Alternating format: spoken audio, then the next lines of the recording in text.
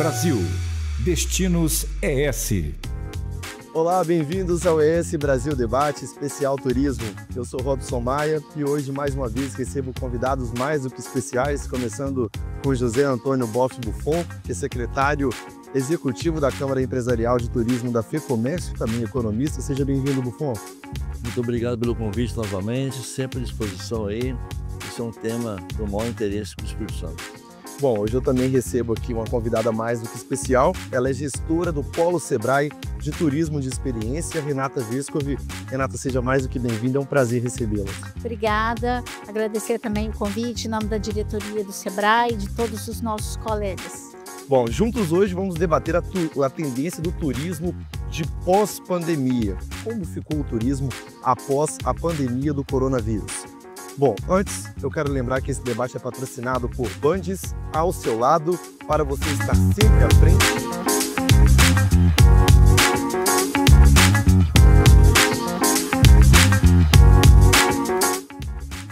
Sebrae, Espírito Santo, pessoas transformam negócios, negócios transformam realidades.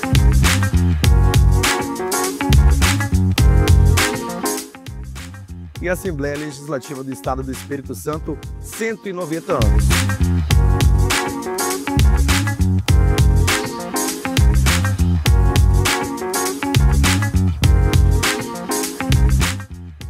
Recentemente completamos 5 anos da pandemia do coronavírus, em que o mundo enfrentou uma pandemia.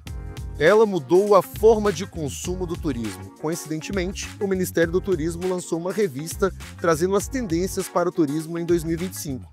E esses assuntos vão nortear o nosso debate hoje com os convidados mais do que especiais que eu recebo aqui na ES Brasil mais uma vez. Bom, eu gostaria de abrir inicialmente falando que a gente recentemente completou, os 5 anos da pandemia que foi declarada pela ONU, pela Organização Mundial da Saúde, pela OMS, a pandemia do coronavírus, e isso alterou de forma muito significativa. A tendência que a gente tinha de turismo em 2020 já não existe mais, né, Buffon? É uma outra realidade que a gente vive hoje. Dá para dizer que aquela forma de se fazer turismo e vender turismo já é totalmente diferente da que a gente tem hoje, né? Exatamente, assim, a realidade da economia, ela muda por vários fatores. Ela tem os fatores endógenos, que é do próprio movimento da economia, da concorrência entre as empresas, da mudança de hábitos que mudam. Essas mudanças são lentas e de longo prazo. E, eventualmente, você tem fatores que são fatores exógenos. Uma guerra, por exemplo, uma pandemia, uma grande seca, uma grande enchente, são fatores exógenos. Esses fatores colidem com as tendências em curso e eles funcionam, no mais às vezes, como catalisadores do processo de mudança. Então, o que eles acontecem? Eles aceleram muitas coisas que estão em andamento e freiam outras coisas que estão em andamento. As guerras sempre aceleraram, por exemplo, a inovação tecnológica. Essa pandemia, ela acelerou algumas tendências em curso que já estavam postas, né? Uma tendência, por exemplo, do turismo de massa, que é um movimento que já estava em baixa, né? Então ela acelerou esse movimento. O movimento das pessoas procurar lugares mais remotos e mais pequenos, mais escondidos, ela já acelerou esse processo.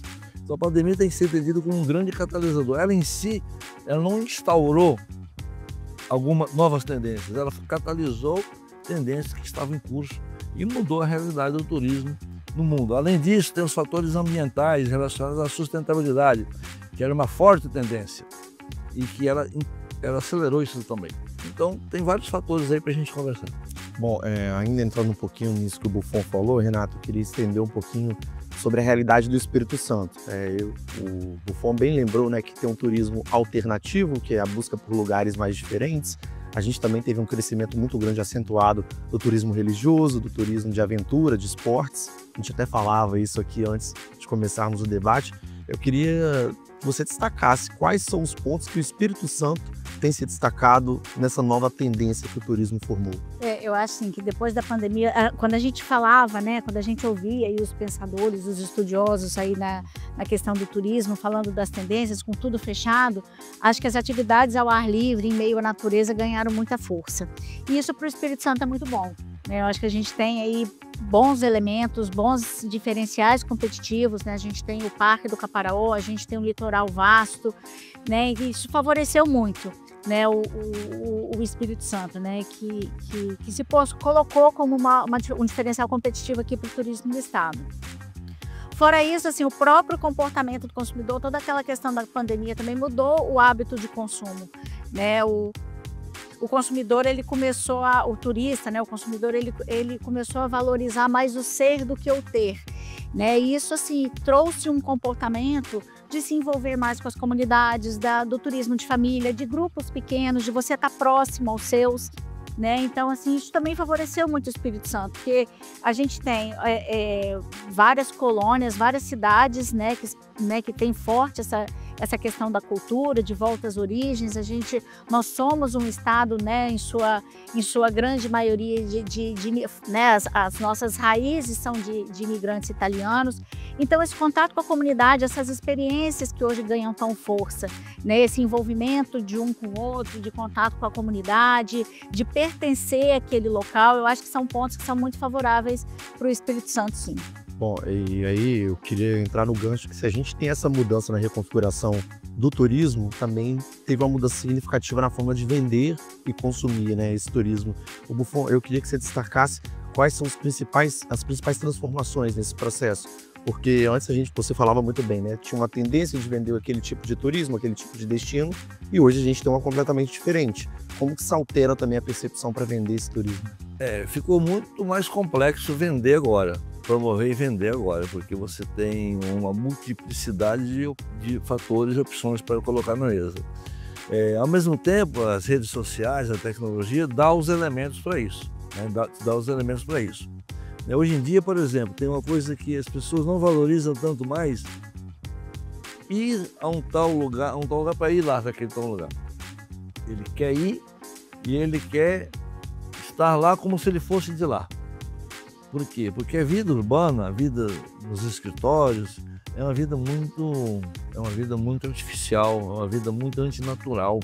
A pessoa fica alienada do mundo e da natureza. Então, em algum momento, ele precisa se desligar completamente disso aí. Então, ele quer o quê? Ele quer simplicidade, quer segurança, quer conforto, mas ele quer mais simplicidade do que sofisticação. Quer qualidade, mas quer simplicidade e sofisticação. Então, como é que eu comunico isso daí? A gente tem que falar do Espírito Santo, sim. O Espírito Santo é um estado próspero, seguro, finanças em dia, é um estado que cresce bastante, que tem bons indicadores sociais, ok. Mas isso não atrai turista. Eu não posso falar que o Espírito Santo tem praias, não atrai turista. Eu tenho que chegar um momento que eu tenho que definir alguma coisa muito mais bem delimitada, que eu possa encontrar lá do outro lado alguém que possa entender que aquilo é a sua necessidade. Eu falo, se você tem um jardim que tem muitas flores, eu tenho que essas flores elas têm que estar preparadas para trazer determinadas abelhas, né? Então elas têm que soltar o perfume para que as abelhas identifiquem que elas estão aqui.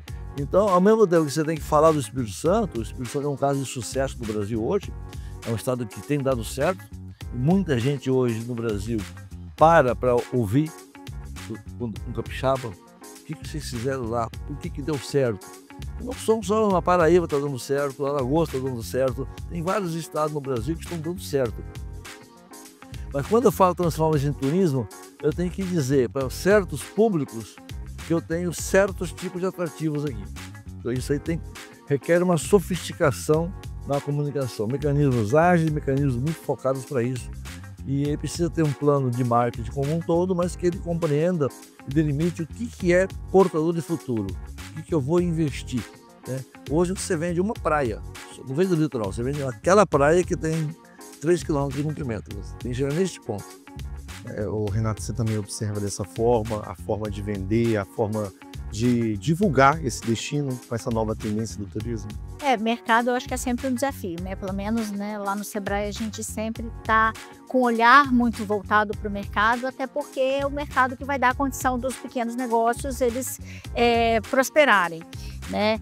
E no turismo é muito desafiador, porque na verdade o turismo ele compete com várias outras coisas, né? A gente tem uma economia que muitas vezes as pessoas têm que fazer escolhas, só que Para nossa surpresa e para o lado bom do turismo, é que quando a gente sempre, durante muito tempo, todas as pesquisas que falam de desejos, né, das pessoas, viajar sempre esteve em um dos primeiros lugares, né? Viajar, ter casa própria, aquela coisa. Então, eu acho que existe um desejo muito grande das pessoas por viajarem, né? As pessoas, elas estão dispostas a se programarem financeiramente para poder fazer essa viagem, seja viagem solo, seja viagem em família. Mas eu acho que o grande desafio é a gente chegar de forma bastante efetiva nesse consumidor e nesse turista. É o Espírito Santo entender o que ele tem de diferente, o que nos faz único, por que uma pessoa vem ao Espírito Santo e não vai, por exemplo, para uma praia consagrada já do Nordeste, o que o Espírito Santo tem para oferecer e para acrescentar, né, para esse turista, e fazer uma comunicação correta, né? Eu acho que uma comunicação efetiva. Mas sem dúvida nenhuma, assim, o mercado ele é um desafio.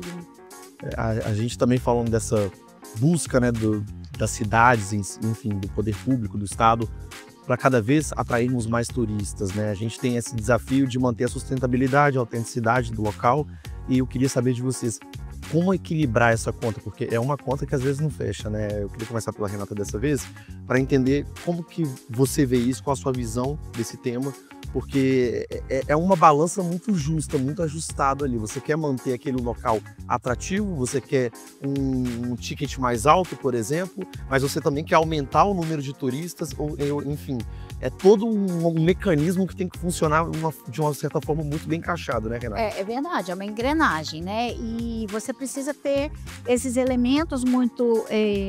não é sob controle, porque é uma palavra muito forte, mas assim, muito bem orquestrados para que eles atuem de uma forma muito harmônica, né? Então, assim, você tem essa questão mesmo da quantidade de turista, é uma coisa que precisa ser observada. Quantidade não é qualidade. Às vezes você tem um fluxo excessivo num determinado território, que não tem capacidade, é um turista que não consome, muito pelo contrário. Mais prejuízo, né? Gera prejuízo, e a gente vê esses movimentos aí mundo afora, né? Das pessoas tendo repulsa, dos moradores tendo repulsa pelo turista, pelo visitante.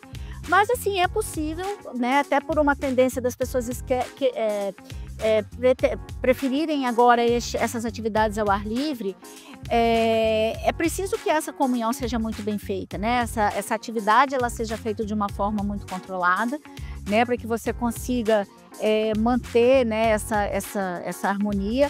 O turismo regenerativo é uma tendência muito forte, as pessoas buscando e sendo motivadas para ir a lugares que elas possam se transformar e melhorar aquele ambiente, né? A questão ambiental hoje é uma questão que já é posta, já é consolidada, a preocupação com o uso do solo, né? Com a questão de utilização de água, de geração de resíduos. Eu acho que o próprio consumidor já exige disso, então os destinos eles têm que estar preparados e têm que praticar isso. Não é só uma fala, não é só um discurso.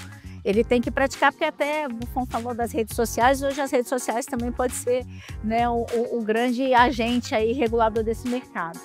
E é isso, e os destinos eles têm que fazer políticas públicas que contribuem para esse crescimento ordenado, né? Desde o ano passado a gente vem trabalhando na construção de distritos turísticos. A gente tem um piloto em Venda Nova, de imigrantes em Pindobas, que é realmente tentar orquestrar esse crescimento e esse desenvolvimento da atividade turística de uma forma sustentável, que respeite o meio ambiente, que atenda aos desejos da comunidade, que a gente consiga ter um crescimento ordenado, com fluxo, né, que realmente leve riqueza para aquele território. A sua visão é um pouco parecida com a Renata? Exatamente. Assim, você vai fazer um show num ginásio, você tem uma capacidade de lotação. Você quer encher o ginásio, mas não pode passar de certo limite. Um estádio de futebol, um destino turístico é mais ou menos a mesma coisa. Você tem uma capacidade de suporte de quantas pessoas você pode suportar. Isso aí não é uma coisa arbitrariamente definida de fora para dentro. A comunidade ela tem que ter um grau de autonomia e de planejamento e de cooperação interna, que ela faça as contas e chegue ao ponto de saber qual é a capacidade de suporte dela, uma faixa, né, de suporte desse pessoal. Isso é quando as comunidades elas se tornam sujeitos dos seus processos turísticos e não cidades passivas e vítimas de um processo que vem de fora para dentro, né? O destino turístico é um mecanismo para isso, mas o planejamento das cidades tem que caminhar para essa direção. O turista contemporâneo ajuda nisso, porque o turista do passado é alguém que ia consumir um destino. Hoje ele vai para preservar um destino. Virou uma experiência, né? Ele vai para preservar o destino, ele quer usufruir daquele destino, mas preservando o destino. Porque depois ele quer voltar lá e ver a mesma planta, a mesma árvore e a mesma coisa no mesmo lugar. Então, é uma certa forma utópico, mas é uma tendência forte em curso. Nem todos os países, nem todas as cidades, nem todos os destinos vão entrar nessa tendência, porque depende de uma coesão interna muito forte dos destinos. Mas a ideia é que o turista contemporâneo é uma pessoa que vai ver, conviver e viver alguma coisa e vai contribuir para a preservação daquilo. E a renda que ele deixa na cidade é um fator de conservação daquilo lá, né? E do outro lado, as cidades, as regiões, as praias, os destinos precisam ter um planejamento para entender qual é o perfil de turista e qual é a capacidade de suporte desse movimento. Então, assim, requer turismo muito complexo, né, Renato? Sofisticado. Requer uma gestão sofisticada, exatamente isso aí. E é mais fácil você fazer, é mais fácil fazer uma ponte, como você fala, do que fazer uma rota turística, né? Mas a parte boa é que, assim, tem uma máxima no turismo que fala assim, que cidade boa para o turista é boa para o morador, né? Então, assim, acho que esse investimento aí, esse bem-estar e essa infraestrutura necessária das cidades, eu acho que é bom para todo mundo, né? Você ainda consegue... Tem um legado ali, né? Exatamente. Eu acho que a gente está tão sintonizado, a gente brincou com engrenagem aqui, acabou sintonizando o assunto, porque eu queria tocar agora justamente no ponto que o Buffon trouxe, que é do turismo sustentável, né? Isso tornou uma tendência nos últimos anos, principalmente com o fator da pandemia, já que é o nosso tema que a gente está analisando aqui hoje. E eu queria saber, é possível manter essa tendência, não ser algo só passageiro, não ser um movimento pontual ali, porque vivenciamos uma situação atípica no mundo? Dá para tornar isso algo, um legado de fato, na sua visão, Renata? Eu acredito que sim, eu acho que hoje em dia, eu acho que isso deixou de ser uma tendência, né? Da mesma forma que a gente foi vendo, né?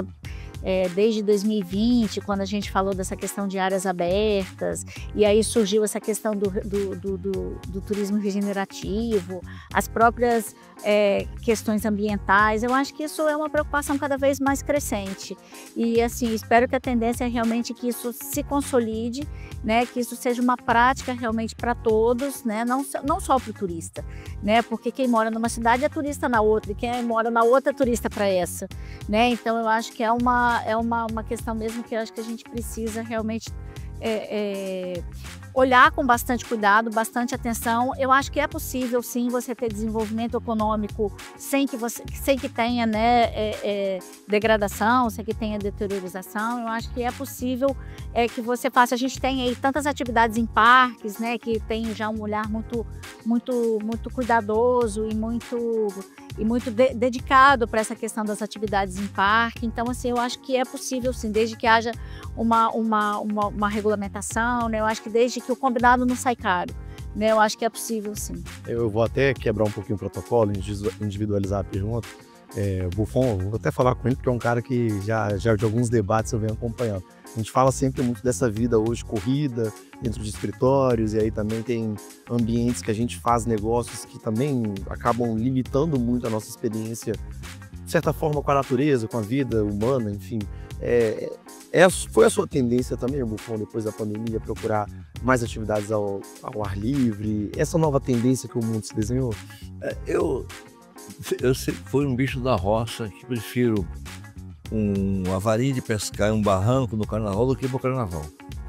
Eu já estava nessa tendência, porque a minha natureza é assim. Então, para você já era negra, né? A única multidão que eu gosto e aceito é estar no estádio de futebol. Fora isso, prefiro pequenos grupos e liberdade de você fazer coisas, né? Então eu às vezes vou para a roça caminhar.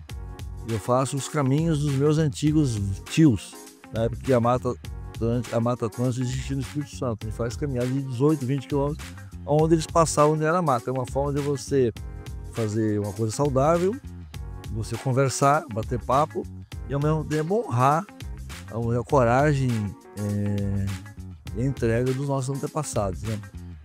Isso é uma tendência muito grande. Na Europa, no norte da Europa, na região nossa lá, é muito comum as pessoas fazerem caminhadas, reeditando as caminhadas antigas, né?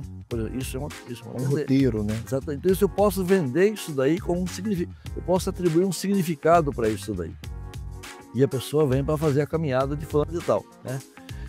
A cidade, voltando um pouco à conversa da Renata aqui, o que acontece? Uma cidade, como é que ela se torna turística? Você tem uma cidade pequena, média ou grande, que ela não tem, ela só, o comércio, os serviços, eles são intrinsecamente relacionados às demandas dos residentes. Em algum momento, alguém que faz alguma coisa, um acaso, que você passa a fazer para fora, começa a atrair pessoas. Santa Teresa, há 30 anos atrás, por exemplo, né? Aí as pessoas passam a ir lá propositadamente para consumir naquela cidade, ir no restaurante, ir num parque, etc. Tal. Isso leva a que pessoas da cidade passem a abrir negócios com esta finalidade. No momento posterior, pessoas de fora vão lá e abrem os negócios lá na cidade. Então, isso são etapas do desenvolvimento turístico, da evolução turística de uma cidade. A partir de certo momento, a cidade está tão voltada para o turismo que ela gera um estresse com o residente. O residente não consegue perceber valor mais no turista porque traz a renda, mas faz um desconforto muito grande. Você não consegue mais ir ao centro, você não consegue mais ter carro estacionado no seu portão. Essa cidade precisa se replanejar.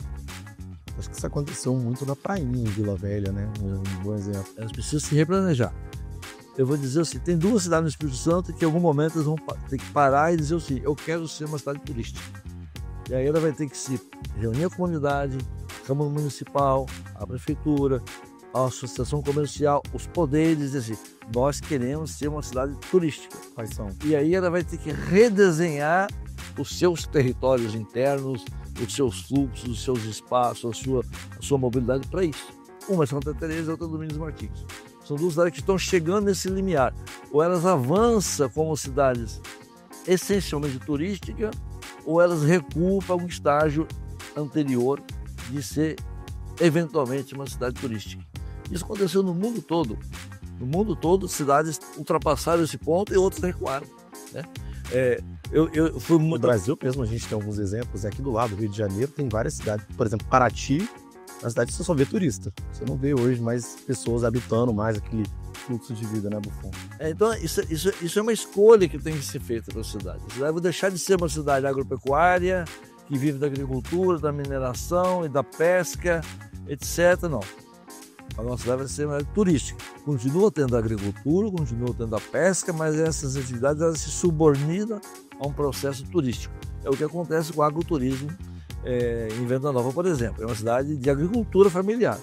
Eles vão produzir alimentos do mesmo jeito que produzia, mas ela se torna uma cidade turística a partir do momento que a principal finalidade daquela produção é atender um turista, por exemplo. Renato, você também tem alguns exemplos de cidades do Espírito Santo que se moldaram em função do turismo, ou que também estão aderindo a essas novas tendências de turismo que a gente está debatendo aqui. A gente falou muito, né? Turismo religioso, turismo de esporte, aventura. Eu tenho até um exemplo recente, estava falando de Jairo Peçanha. Jairo é um colega da Rádio Espírito Santo que teve em Pancas e está falando que lá tem se tornado uma tendência muito grande de turismo radical, né? Então, são cidades que vão se moldando. Você teria alguns exemplos também? Eu acho que a gente está num processo, né, dessa especialização. Assim, acho que se a gente olha a tendência de atividades na natureza, da aventura, eu acho que a gente tem muito forte Pancas, né, por esses equipamentos que estão sendo instalados lá. Temos o Caparaó, o Parque Nacional. A gente também tem um projeto lá bastante já em estágio avançado, que é a Travessia dos Sete Cumes, né, que pega um público muito específico também. Quando a gente olha para uma tendência que é de turismo, de um turismo mais cultural, a gente não pode deixar de fora a questão da cultura italiana, e aí eu acho que merece destaque Venda Nova, com toda essa sua carga cultural e histórica da colonização italiana aqui no Espírito Santo, né? A gente tem a Casa Nostra lá no distrito de Pindovas, que faz a pessoa sentir um pouquinho, né, ter a experiência do que foi esses primeiros, né, imigrantes que chegaram ao Espírito Santo. O próprio Pancas também, que tem uma questão forte ali, né, de uma cultura também pomerana. Santa Teresa também, uma cidade italiana muito forte. sem contar na parte de litoral, né, que a gente tem cidades, né, que são muito fortes. Aqui dentro de Vitória a gente tem observação de baleia, que é um diferencial também, né? Tem Bahia, tem Santa Catarina e a gente também tem aqui. E ainda um pouco da pergunta anterior, me lembrei, a gente falando dessa questão do meio ambiente, né? Como é possível trabalhar isso de uma forma harmônica? Você tem uma tendência muito forte que é o wellness, né? Essa questão do bem-estar, né? Do comportamento do turista que muda, que ele às vezes ele não quer fazer nada, né?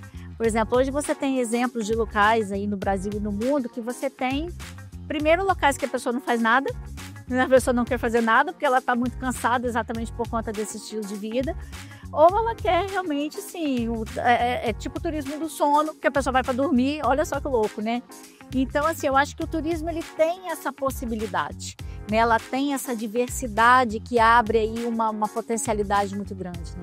É bem bacana, né? Porque a gente vai construindo ao longo dos debates vários elementos. Por exemplo, você estava do Caparaó no episódio anterior do nosso debate, que está disponível também nos canais da ES Brasil. A gente debatia com o Pedrinho e com o Valdeir Nunes justamente como o Caparaó é um exemplo de turismo que pode ser melhor explorado, né? Porque a maior parte do Caparaó está no Espírito Santo, mas o principal ponto de acesso hoje é para Minas Gerais. Então, o Espírito Santo às vezes dispõe desses mecanismos, mas ainda tem formas melhores de ser trabalhadas, né? Estamos no caminho, né, Buffon? Estamos no caminho certo e andando rápido. E o importante é a gente ter esse tipo de debate para o pessoal de casa, várias pessoas que ainda estão aprendendo sobre o tema turismo, porque se para quem é especialista o tema é complexo, imagina para quem está começando a entender, né?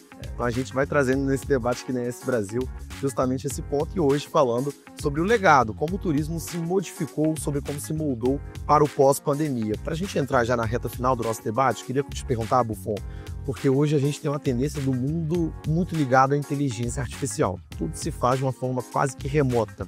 E também pesquisar destinos turísticos é feito, muitas vezes, nas formas remotas, né? Você pesquisa online, você pede indicação de roteiros e tudo mais.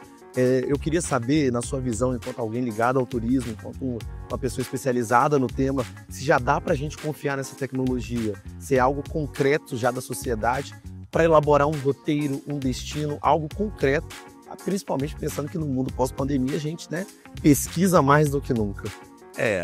A inteligência artificial é uma tendência que não tem freio. Não tem freio, né? Assim como o Google antes, também as pessoas pesquisavam lá. O grau de precisão da pesquisa era muito menor, hoje é um pouco maior. É uma ferramenta que nunca vai ser perfeita, né? Eu uso muito e eu vejo muitas falhas, muitos erros grosseiros, né? Eu até fico brigando lá com a inteligência artificial, chamo ela de burra, vamos dizer. Mas assim, é inevitável que vai ser um principal elemento nas tomadas de decisão das pessoas, é o que a inteligência artificial vai fornecer para as pessoas. Até porque ela integra hoje, ela substitui os buscadores tradicionais, né? Ela já busca opinando, não só busca, ela busca opinando, essa que é a questão. Uma resposta, né? Então, isso aí Mas assim, eu não tenho medo dessas coisas. No passado, tinha um debate com o advento das calculadoras. Ninguém mais fazia regra de 3 na mão e ninguém mais fazia raiz quadrada na mão. E ninguém mais calculava a taxa de retorno usando logaritmo. Você imagina só você fazer um logaritmo para calcular a taxa interna de retorno de uma empresa. Ninguém, a pessoa vai lá no Excel e monta uma tabela e dá tudo isso aí. Então, isso é a mesma coisa. Ela vai ser uma ferramenta. Ela vai ser uma ferramenta usada e vai ter o bom uso e o mau uso. Vai ter uso inteligente e uso não tão inteligente, né? Então depende da capacidade crítica de cada pessoa. Evidentemente que você não vai consultar só uma fonte, como você não consulta só um médico, né? Você tem que comparar e contestar essas coisas, né? Eu viajo muito assim por vontade própria, por escolhas próprias. E o erro faz parte da minha experiência. Também é uma experiência, né? O erro faz parte da minha experiência, vamos dizer. Eu viajo disposto a assumir certos riscos e depois não dá certo. Porque aí isso me coloca diante de um fato inusitado e me coloca numa posição em que eu tenho que conhecer outras dimensões daquele destino. Acontece muito quando o carro dá um acidente. Você tem que conversar com pessoas que não estavam no roteiro original, né? Isso é experiência, né? Então a inteligência artificial veio, eu acho que o Espírito Santo, como Estado que se projeta, nós temos que aprender a utilizar essa ferramenta de forma inteligente e de forma muito intensiva, né? Renata, pensando no Sebrae, que atua diretamente com o pequeno comerciante, com o pequeno empreendedor, o cara que está elaborando o negócio, que está diretamente ligado à atividade do turismo, a inteligência artificial está ligada a todas as atividades hoje em dia, né? Qualquer profissão hoje se tem ali a presença de alguma maneira. Pode ser uma ferramenta importante também, ao seu ver, na produção de um negócio, na elaboração, no desenvolvimento e também como ferramenta de busca, como o Buffon bem trouxe, para potencializar um destino turístico, uma área, enfim, a forma de vender o turismo também? As ferramentas, a inteligência artificial e a inovação, a tecnologia é uma realidade, né? Então, assim, você tem várias ferramentas que podem ser utilizadas pelo empreendedor que podem ajudar a otimizar, inclusive, o negócio, né? Você pode usar aí ferramentas para poder reduzir custo, para você conseguir captar novos clientes, para você poder, inclusive, pegar clientes que você não teria, às vezes seria um custo muito grande, por exemplo, você ter uma equipe de venda 24 horas, né? Mas dependendo da ferramenta que você usar, você não perde esse cliente, você consegue trabalhar o cliente, né? Fora essas outras ferramentas aí de CRM, né? De você entender qual é o perfil do seu cliente, qual o gosto, qual a preferência do seu cliente, né? Então, assim, sem dúvida nenhuma, isso ajuda e auxilia o pequeno empreendedor em vários pontos do seu negócio, né? Desde o começo, quando ele está desenvolvendo a ideia, quando ele vai olhar o mercado, quando ele vai olhar os seus concorrentes, desde a implantação e o dia a dia, né, do seu negócio. Agora, realmente é preciso entender, né? Assim, é preciso que o próprio destino também, quando a gente olha para um destino turístico, é necessário ele entender quais são essas ferramentas, porque também não adianta virar as costas, né? Porque senão você fica fora e você tem que estar participando ali, porque outros destinos também vão estar, né? Usando aquela ferramenta. Mas eu acho que a inovação e essas ferramentas, elas vêm realmente para ajudar, né? E a gente precisa realmente saber utilizá-las de uma forma correta. Porque o cliente também, o turista, ele não quer mais essa massificação, ele até utiliza as ferramentas, o meio digital, mas ele, quando vai buscar uma atividade, quando ele vai buscar algum destino, ele quer alguma coisa que é genuína, alguma coisa que seja para ele, né? Então, assim, eu acho, né, ChatGPT, enfim, as ferramentas podem até te dar o roteiro, mas eu acho que a pessoa, você vai sempre colocar a sua personalidade ali, você vai personificar de alguma forma esse roteiro. Eu acho engraçado porque essa foi uma conversa do nosso primeiro debate. A gente discutia sobre destinos turísticos, até mesmo na América do Sul, a gente falava sobre Santiago, no Chile. E aí eu falava com o Buffon que o meu roteiro foi de tal maneira e o Buffon não, completamente diferente. Apesar de que a gente buscou o mesmo destino, às vezes buscou algumas experiências similares, a forma como se desenha, né, vai sendo totalmente diferente. Uma outra, por exemplo, quando a gente olha, né, algumas plataformas, né, de comercialização de destino, elas são fontes interessantíssimas de busca e de definição do destino, né? Hoje você tem ferramentas que elas elencam e elas definem a reputação daquele destino, né? Então, assim, todo mundo vai lá no TripAdvisor para olhar o que tem, o que não tem, pode até não decidir, mas como base ali de consulta e de tomada de decisão, sem dúvida nenhuma é uma realidade que não dá mais para dizer que não é tendência, é realidade. Aceitamos a modernidade, né? Bom, gente, o nosso debate vai se encerrando por aqui e antes de eu ouvir as palavras finais dos nossos convidados, eu gostaria de lembrar que esse debate é um oferecimento de Bandes, ao seu lado para você estar sempre à frente. O Espírito Santo é uma terra de oportunidades, um dos estados mais competitivos para a abertura de negócios e a atração de investimentos. E o Bandes é o parceiro estratégico para empresas que atuam no mercado capixaba. Somos um agente transformador da realidade local, com soluções para dar competitividade aos setores produtivos. Apoiamos os ecossistemas de inovação, a implantação de tecnologia e de infraestrutura. Financiamos a modernização industrial, o setor turístico e as empresas de comércio e de serviços. Também trabalhamos na estruturação de parcerias público-privadas e com programas de fomento. sempre alinhados às causas de sustentabilidade, buscando preservar os recursos naturais. Bandes, investindo na transformação sustentável do Espírito Santo.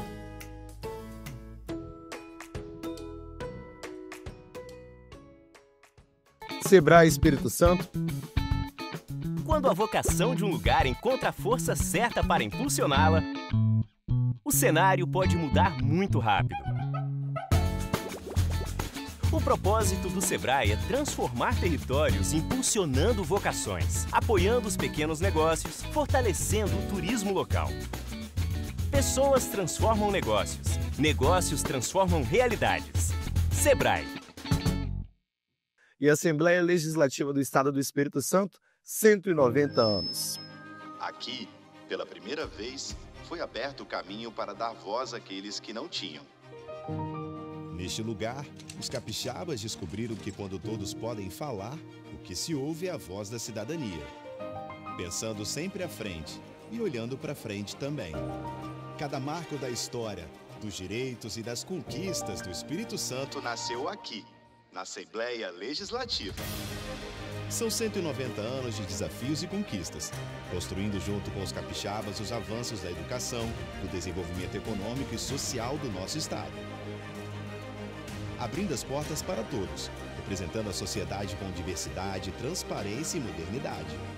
E o que esperar do futuro? Juntos, vamos continuar fazendo história.